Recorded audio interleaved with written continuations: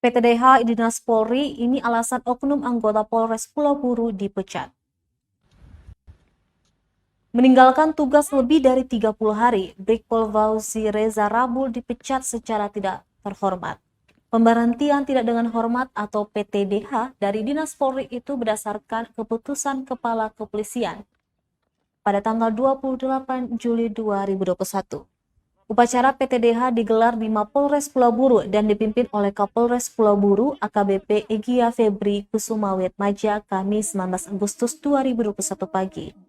Egya menyatakan anggotanya meninggalkan tugas sebanyak 107 hari secara berturut-turut terhitung mulai 26 Agustus 2019 sampai dengan 24 Januari 2021.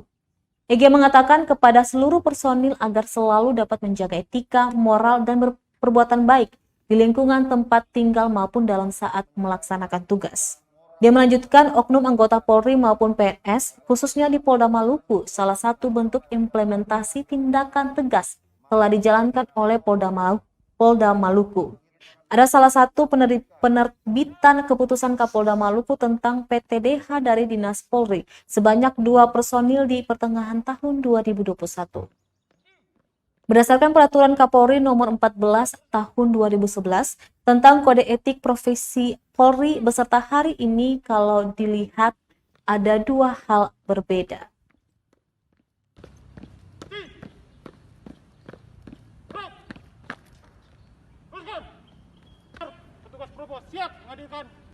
Pembacaan keputusan Kapolda Maluku. Rujukan berdasarkan keputusan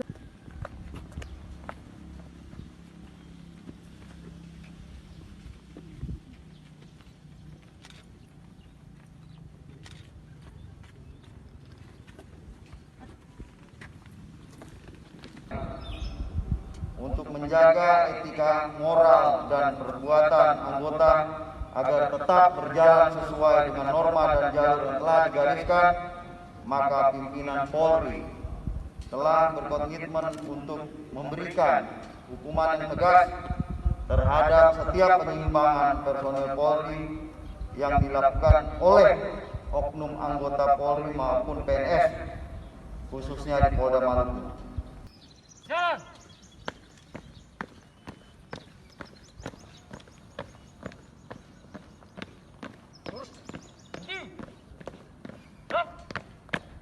Terima kasih sudah nonton. Jangan lupa like, subscribe, dan share ya.